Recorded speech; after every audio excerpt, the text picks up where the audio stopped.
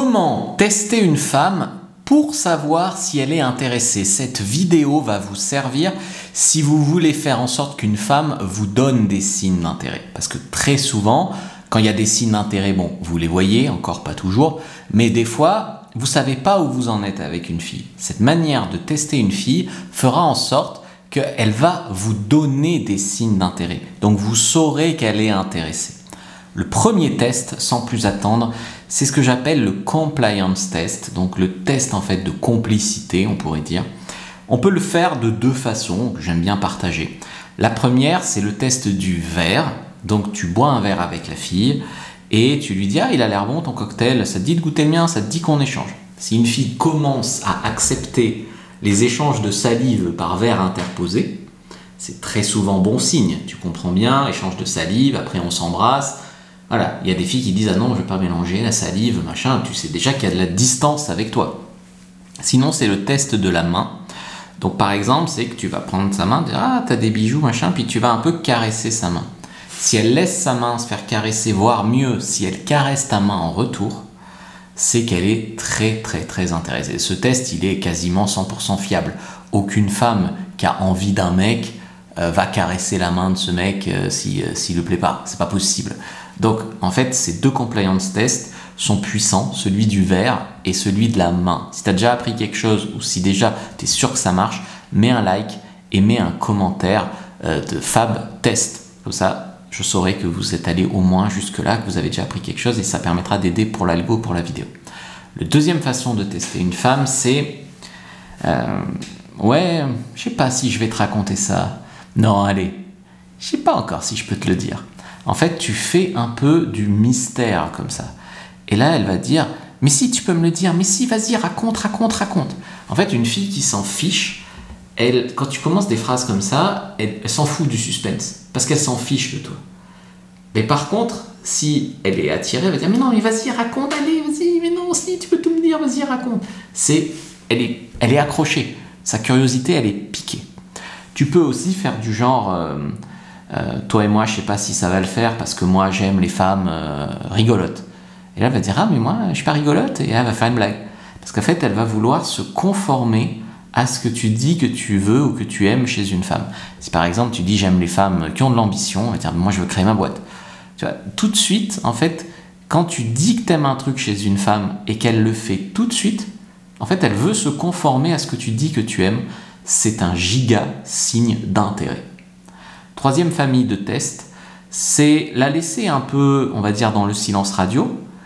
C'est-à-dire si tu as l'habitude de lui envoyer un message tous les jours ou de lui écrire bonne nuit, ou voilà, tu n'écris pas.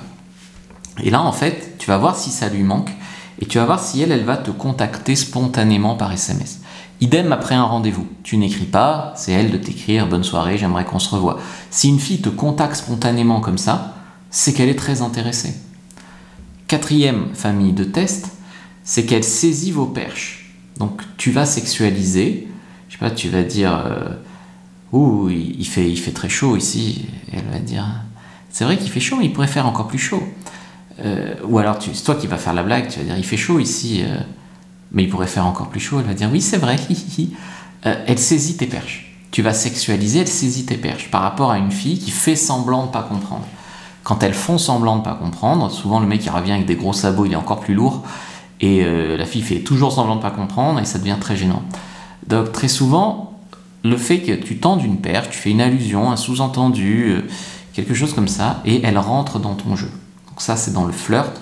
Idem, si tu fais une blague, même surtout si cette blague n'est pas drôle, et qu'elle rit à tes blagues, c'est un giga signe d'intérêt. Cinquième façon de faire, c'est quand tu vas parler de plus en plus de sexe, et qu'elle va accepter de parler de sexe. Si tu veux parler de sexe, c'est la première façon de le faire. Donc elle... au début, tu peux parler des relations hommes-femmes, des mecs qui sont lourds sur Tinder, de si elle aime bien les Français, de voilà. Et puis petit à petit, nous les Français, tu sais, on embrasse bien. T'as jamais connu un Français qui embrassait bien? Je te montrerai peut-être. Et petit à petit, comme ça, tu dérives. Et puis ça finit sur quelle est la couleur de tes sous-vêtements, ou quelle est ta position préférée, ou est-ce que t'aimes les cunis. Voilà, ça finit comme ça. Et là, beaucoup d'hommes, pour les sexe, non. Les mecs, ils n'ont pas de succès avec les femmes, mais ils savent mieux que tout le monde qu'il ne faut pas parler de sexe. Il faut parler de sexe.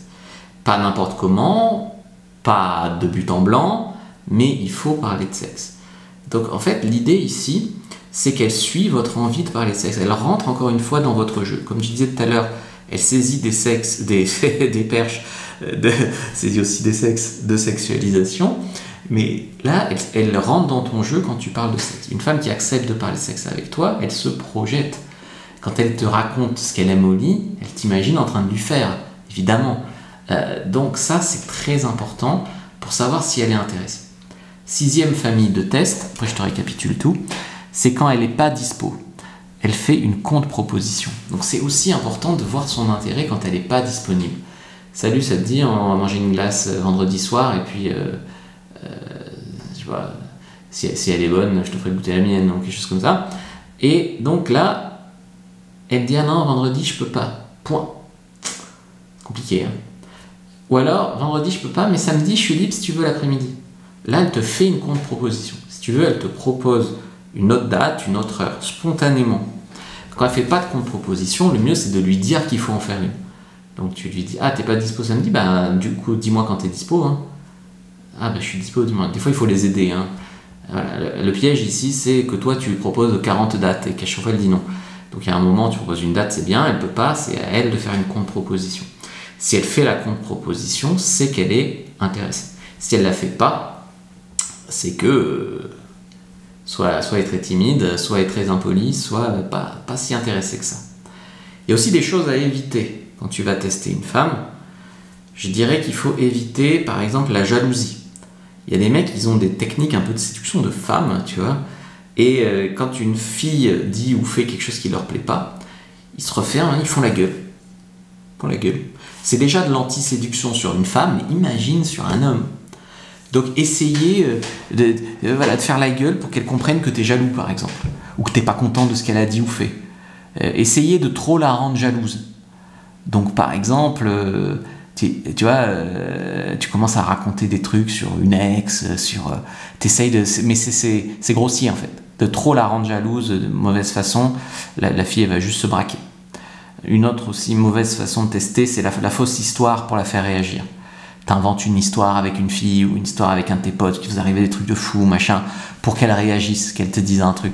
Puis elle va griller que c'est une fausse histoire parce que les 3/4 du temps, vous n'arrivez pas à raconter vraiment bien une histoire. Et donc du coup, elle ne rentre pas du tout dans le truc. Et du coup, aussi, mauvaise façon de faire, c'est le silence radio quand elle n'est pas accrochée. Quand une fille est accrochée, elle ne supporte pas le silence radio, elle t'écrit. Mais quand une fille n'est pas encore intéressée, tu fais silence radio, il ne se passe rien. Il se passe rien, elle n'est pas intéressée. Ou si elle te trouve lourd, alors elle est même soulagée. Donc il ne faut pas faire ces choses-là pour tester une femme. Pour tester une femme, il faut faire le compliance test, il faut faire l'histoire, je ne sais pas si je peux te raconter ça, machin. Il faut dire ce que tu aimes chez une femme et voir si elle se conforme. Il faut accrocher une femme, puis voir si elle te contacte spontanément. Il faut tenter des perches de sexualisation et voir si elle les saisit. Il faut voir si elle suit un peu votre envie de parler de sexe. Il faut aussi, quand elle n'est pas dispo, voir si elle fait une contre-proposition. Et ces manières-là vous montreront si une femme est intéressée.